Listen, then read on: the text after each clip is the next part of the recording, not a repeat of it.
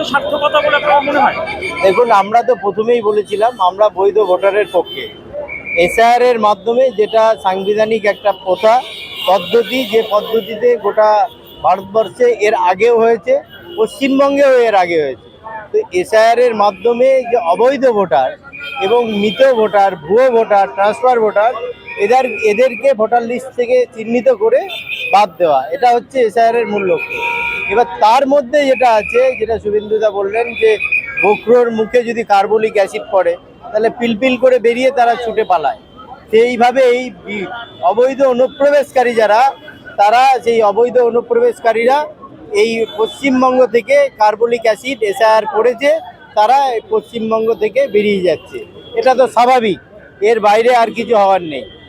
তো সেই জায়গা থেকে দাঁড়িয়ে শাসক দল, এই রাজ্য শাসক দল, তিনি তারা কার্যত হুমকি দিচ্ছেন এবং বিরোধীদের ভয় দেখানোর চেষ্টা করছেন, যেমন আপনারা অভিযোগ করে আসছেন। শাসক দল তো একটা গুন্ডা রাজ্যে পরিণত হয়েছে। পশ্চিমবঙ্গের যে সরকার, কিছুদিন আগে অভিষেক বন্দ্যোপাধ্যায় এসেছিলেন, তিনি বললেন যে বিজেপি নেতাদের দেখলেই পারিবারিক প্রচার করতে আসছে তাদেরকে।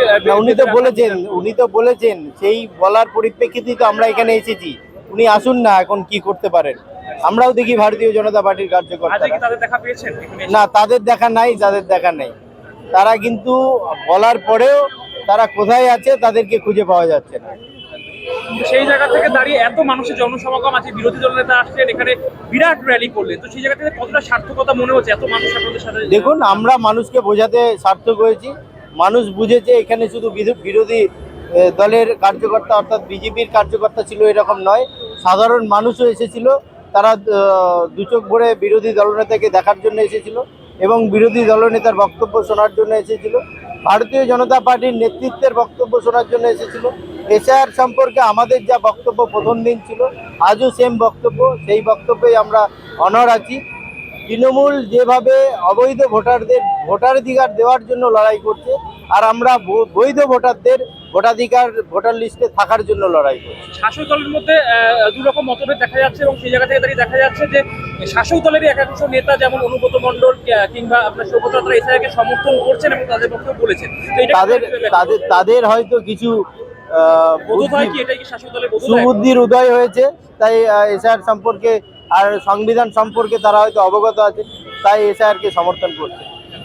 আগামী দিনে কি পরিকল্পনা রয়েছে? আগামী দিনে পরিকল্পনায় প্রথম যেটা এখন আছে যে এসআইআর চলছে বাড়িতে বাড়িতে, বিএলএ টুরা ভারতীয় জনতা পার্টির কার্যকর্তা যারা আছে তারা বাড়িতে বাড়িতে যাবে এবং মানুষকে বোঝাবে, মানুষকে জানাবে, জাগ্রত করবে যে তার বাড়ির মৃত ভোটার যদি থাকে সেই ভোটারের লাভ ওনাদের হচ্ছে না, সেই ভোটারের লাভটা হচ্ছে টিএমসি।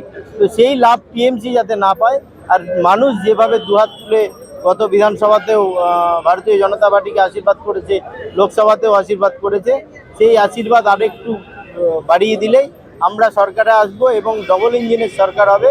পশ্চিমবঙ্গের মানুষ নিস্তার পাবে এই একটা অপপ্রচারকারী, অপসংস্কৃতির সরকার, যারা হিন্দু সনাতনীদের বিরুদ্ধে, সেই সরকার থেকে তারা মুক্ত পাবে। এবং এখান থেকে একটা বিষয় জানছি যে প্রদীপ কর সম্প্রতি যিনি, তাকে বলা হচ্ছে যে এসআইআর এর জন্য তিনি নাকি আত্মঘাতী হচ্ছেন বা কিছু, তো সেই জায়গা থেকে দাঁড়িয়ে আমরা এখানকার বিধায়ক নির্মলপুর সাথে কথা বলেছিলাম এবং তিনি বলছেন তাদের প্রদীপ করের বাড়ির লোক একদিকে বলছে যে তার আঙুলে 4টে আঙুলি ছিল না, তিনি কি করে সুইসাইড নোট লিখলেন, তো সেইটা তো সবার একটা তাই প্রশ্ন, কিন্তু বিধায়ক বলছেন যে এটা পরিবারের লোকে কেউ কিছুই বলেনি এবং সম্পূর্ণ বিষয়টাকে তিনি উড়িয়ে দিয়েছেন। তো এটাকে না, পরিবারের লোকরা বলেছে কি বলেনি সেটা তো মিডিয়ায় দেখেছেন আপনারা, আর ওনারা তো এই কথা বলবেনই। কারণ যে পায়ে লিখে সুইসাইড নোট লিখেছেন এই কথাও বলেছেন ওনাদের সাংসদ, যে বাঁ হাতে লিখতে পারে, পায়ে লিখতে পারে। উনি সেটা দেখেছিলেন হয়তো মরার আগে বা সুইসাইডের আগে, উনি দেখেছিলেন উনি বাঁ হাতে লিখছেন। এখন পরিবারের লোককে বিশ্বাস করব না টিএমসির নেতাদের বিশ্বাস করব, যারা সব সময়ের জন্য মিথ্যা কথাটাই বলেন, তাদের বিশ্বাস করব না পরিবারের লোকেদের কথা বিশ্বাস? আর পরিবারের লোককে তো বিজেপি চাপ দেয়নি, তারা মিডিয়ার সামনে বলেছে যে তার 4টে আঙুল ছিল না ডান হাতে, তিনি লিখতেও জানতেন না। তো এই অপসংস্কৃতি, এই অপপ্রচার তৃণমূলের দ্বারাই সম্ভব। ভারতীয় জনতা পার্টি এর পুরো প্রতিকার করবে এবং জনগণও সেটা দেখছে, জনগণও এর প্রতিকার করবে। আমার নাম চণ্ডীচরণ রায়, ভারতীয় জনতা পার্টি কলকাতা উত্তর শহরতলি জেলার সভাপতি। এখন আপনার সন্তানের উজ্জ্বল ভবিষ্যতের একটাই ঠিকানা, নীল শিক্ষা নিকেতন কোচিং সেন্টার। এখানে সপ্তম শ্রেণী থেকে স্নাতক শ্রেণী পর্যন্ত কলা বিভাগের সমস্ত বিষয় যেমন বাংলা, ইতিহাস, ভূগোল, শিক্ষাবিজ্ঞান, রাষ্ট্রবিজ্ঞান সহ পরিবেশবিদ্যা পড়ানো হয় একই ছাদের তলায়। এবং এখানে নোট সহ টেক্সট বইও খুঁটিয়ে বিস্তারিত আলোচনা সহ সহযোগিতা সম্পূর্ণ পরিবেশে পড়ানো হয়। তার পাশাপাশি এমসিকিউ এবং বৃহৎ কোয়েশ্চেন ভিত্তিক মক টেস্ট নেওয়া এবং জিওগ্রাফি প্র্যাকটিক্যাল এবং অনলাইন ক্লাসেরও সুব্যবস্থা রয়েছে। তাছাড়া এখানে স্নাতক স্তরে নতুন সেমিস্টারের সাজেশন ভিত্তিক পড়াশোনাও হয়ে থাকে। 20 বছরের অভিজ্ঞতা সম্পন্ন প্রশিক্ষক চৈতালি চক্রবর্তী। স্থান সোদপুর ঘোষপাড়া সরণী সংঘ ক্লাবের নিকটে। তাহলে আর দেরি কেন? সময় নষ্ট না করে আজই ভর্তি হতে যোগাযোগ করুন এই নাম্বারে 9123823226। সাফল্যের সঠিক দিশা খুঁজছেন? তাহলে চলে আসুন B for best coaching centre এ। এখানে পরিশ্রম, শৃঙ্খলা এবং যত্নশীল নির্দেশনার মাধ্যমে গড়ে ওঠে উজ্জ্বল ভবিষ্যৎ। ধারাবাহিকভাবে ক্লাসের পাশাপাশি রয়েছে উপযুক্ত মক টেস্ট, যা পরীক্ষার প্রস্তুতিকে আরও শক্তিশালী করে।